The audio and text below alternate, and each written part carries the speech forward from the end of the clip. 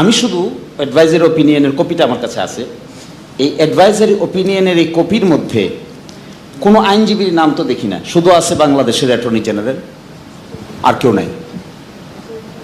It was not even heard, we were in the court, it was not even heard by the court. এই জিনিসটা কিন্তু চ্যালেঞ্জে পড়বে একদিন। We all should be aware of that this process of issuing advisory opinion will be questioned constitutionally sooner or later. বাংলাদেশের প্রধান বিচারপতি সহ বাকিরা কয়েকদিন পরে পালিয়ে যাচ্ছেন, চলে যাচ্ছেন রিজাইন করে। পার্লামেন্ট নাই, সেখানে আমরা অ্যাডভাইজারি ওপিনিয়নের কি হলো এখানে? Who knows about advisory opinion jurisdiction? আমার তো ধারণা যে বা যারা এই কাজ করেছেন তাদের অ্যাডভাইজারি ওপিনিয়নের জুরিসডিকশন সম্পর্কে এবিসি ধারণাও নাই। এখানে 106-এর শেল্টারটা যে নেওয়া হলো, কে নিল, কারা নিল, কিভাবে নিল, এটা একটা মিস্টেরিয়াস ব্যাপার। সালাম এবং শুভেচ্ছা। যে বিতর্কটি উঠেছে যে কমিশন কি এক্সিড করছে নাকি power, answer is simply no. Because আমাদের হাতে 166টা যখন তুলে দেওয়া হলো, সেখানেই এই আলোচনা ছিল যে আলোচনা আজকে করা হচ্ছে। সেখানে বলা ছিল যে সংস্কারের সময়কাল ও বাস্তবায়নের উপর ঠিক চিহ্ন দিন। তার মধ্যে একটা অপশন ছিল নির্বাচন আগে অধ্যাদেশের মাধ্যমে, নির্বাচনের আগে গণভোটের মাধ্যমে, নির্বাচনের সময় গণভোটের মাধ্যমে, গণপরিষদ গঠনের মাধ্যমে, নির্বাচনের পরে সাংবিধানিক সংস্কারের মাধ্যমে, গণপরিষদ ও আইনসভা হিসেবে নির্বাচিত সংসদের মাধ্যমে। তাহলে এই প্রশ্ন এখন কেন উঠবে যে প্রধান উপদেষ্টার ম্যান্ডেটের বাইরে চলে গেছে? It is for the first document you supplied us, the consensus commission supplied us this document incorporating 166 points of reform. তার মধ্যে কিভাবে বাস্তবায়ন মেকানিজম হবে এটা আমাদেরকে তো প্রথম দিনই দেওয়া হয়েছে। সুতরাং প্রধান উপদেষ্টার কথার ম্যান্ডেটের বাইরে চলে গেছে, this question is at all not relevant. আজকে আর রেলেভেন্ট না, ইট ওয়াজ রেলেভেন্ট বিফোর 7-8 মান্থস ব্যাক। পরবর্তী প্রশ্ন, একটা জিনিস এখানে ভুল হচ্ছে, বড় ধরনের ভুল, ইন মাই হাম্বল আন্ডারস্ট্যান্ডিং। যখন সরকার পালিয়ে গেল, 5 তারিখ গেল, 6 তারিখ গেল, 7 তারিখ গেল, 8 তারিখ তড়িঘড়ি করে আমরা একটা 106-এ একটা অ্যাডভাইজারি ওপিনিয়ন নিলাম। অল নোজ, যাদের কনস্টিটিউশনাল আন্ডারস্ট্যান্ডিং আছে, advisory opinion does not have any binding force. এইটার কোনো বাইন্ডিং ফোর্স নাই। বাংলাদেশের ইতিহাসে এখন পর্যন্ত 3টা অ্যাডভাইজারি ওপিনিয়ন হয়েছে। একটা হয়েছিল পার্লামেন্ট বয়কট কেস, আরেকটা হয়েছিল বিডিআর মিউটিনি কেস, আরেকটা হয়েছে এটা 106-এর কেস। এখানে 106-এর শেল্টারটা যে নেওয়া হলো, কে নিল, কারা নিল, কিভাবে নিল, এটা একটা মিস্টেরিয়াস ব্যাপার। That was a completely wrong step taken by the then attorney general. আমি শুধু অ্যাডভাইজারি ওপিনিয়নের কপিটা আমার কাছে আছে। এই অ্যাডভাইজারি ওপিনিয়নের এই কপির মধ্যে কোনো আইনজীবীর নাম তো দেখি না, শুধু আছে বাংলাদেশের অ্যাটর্নি জেনারেল, আর কেউ নাই। It was not even heard, we were in the court, it was not even heard by the court. এই জিনিসটা কিন্তু চ্যালেঞ্জে পড়বে একদিন। We all should be aware of that this process of issuing advisory opinion will be questioned constitutionally sooner or later. এটা আসবে খুব দ্রুত। আমরা অরিজিনাল ফাইল বিভিন্ন সময় দেখতে চেয়েছিলাম, আমাদেরকে দেখতেও দেয়নি। সো এই কথাটা আমি এখানে রাখলাম, time will say what will be its fate. যেখানে পালিয়ে গেছে সরকার, বাংলাদেশের প্রধান বিচারপতি সহ বাকিরা কয়েকদিন পরে পালিয়ে যাচ্ছেন, চলে যাচ্ছেন রিজাইন করে। পার্লামেন্ট নাই, সেখানে আমরা অ্যাডভাইজারি ওপিনিয়নের কি হলো এখানে? Who knows about advisory opinion jurisdiction? আমার তো ধারণা যে বা যারা এই কাজ করেছেন তাদের অ্যাডভাইজারি ওপিনিয়নের জুরিসডিকশন সম্পর্কে এবিসি ধারণাও নেই। That was completely a miss aborted step taken by the then authority, যেই নিয়ে থাকেন না কেন। তাহলে কি ছিল তখন? আমি আজকে হিসাব করে দেখলাম সকালে আমাদের সংবিধানের 153টা আর্টিকেল আছে, তার মধ্যে 57 article has been abrogated as of today. 57টাকে আমরা নিজেরাই কিল করে ফেলছি, 57টা এখন আর ফাংশনাল না। 153টার মধ্যে 57টা গন কেস। আর এখন এসে আমরা বলতেছি we are within the constitutional mechanism. Where is the source of constitutional, কোথায় মেকানিজম, কোথায় ইউনিট সরকারের মেকানিজম, কোথায় আছে সংবিধানে? Where is the concept of interim government?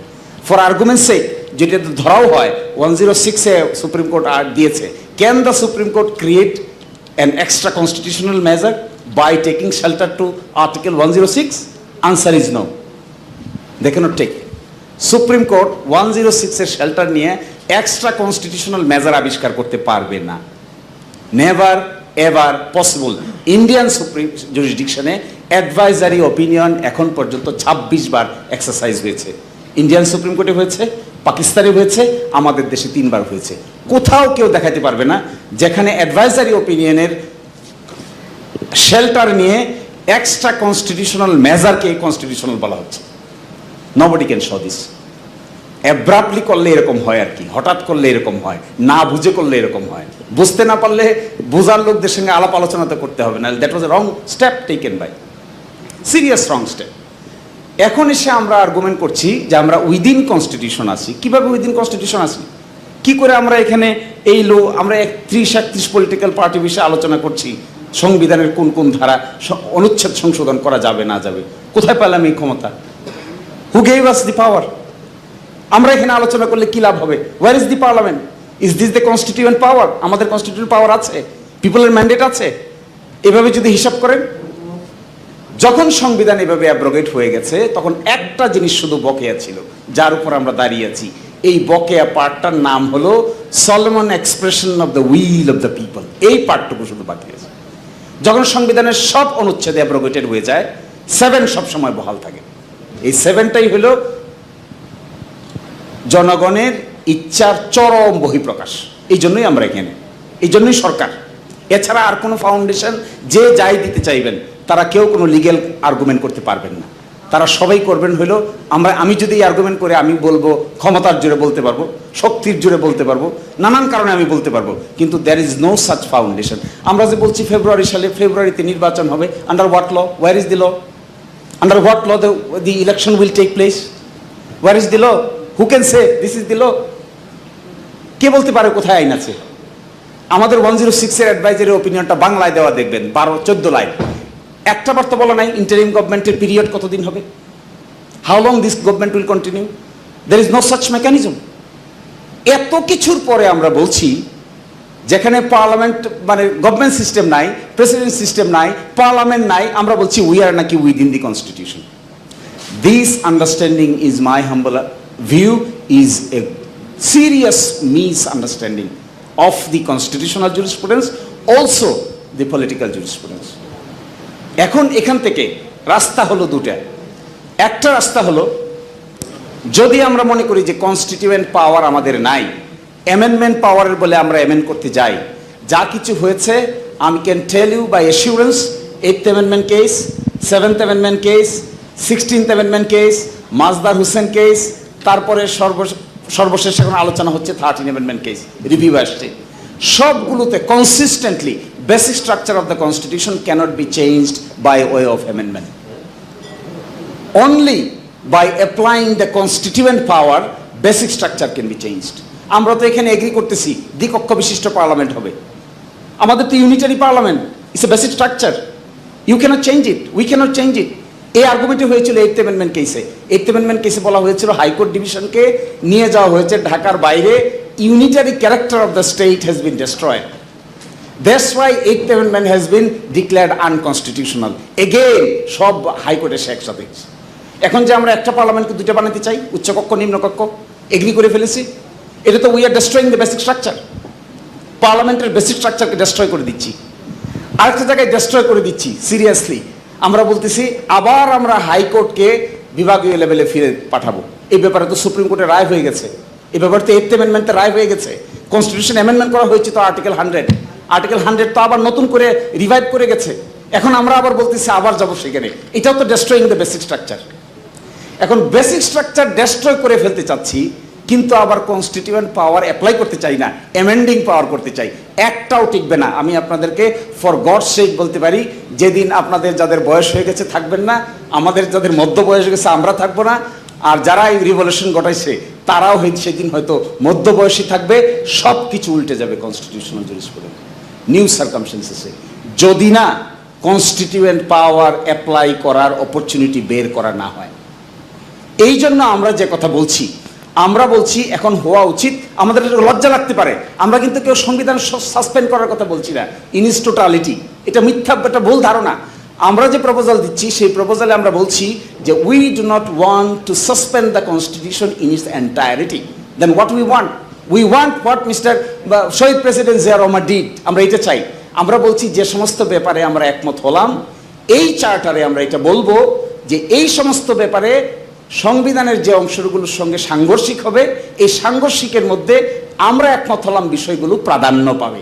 That is what is our argument. তাহলে এটাও যদি বলতে না পারি, এত আলোচনা কি কারণে? কেন এটা প্রিভিলেন্স পাবে না? কেন আমরা দ্বিকক্ষ বিশিষ্ট পার্লামেন্ট গঠন করব না? এখন তো পার্লামেন্ট আছে এক কক্ষ বিশিষ্ট পার্লামেন্ট, আমরা এগ্রি করছি দ্বিকক্ষ বিশিষ্ট পার্লামেন্ট, আমরা বলছি উচ্চ কক্ষে 105 জন হবে, নিম্ন কক্ষে 300 জন হবে। এই সিস্টেমটাকে যাওয়ার জন্য আমরা কি করে যাব এটা, যদি না আমরা বলতে না পারি এই কথা যে এই বিষয়ে শুধুমাত্র, নট ইন ইটস এন্টায়ারিটি, সবটা তো আমরা বলতেছি না সাসপেন্ড হবে। শহীদ প্রেসিডেন্ট জিয়া রহমানের সময়ে, তার আগে মুশতাক সাহেবের আমলে, এরপরে এরশাদের আমলে কি হয়েছিল সেখানে?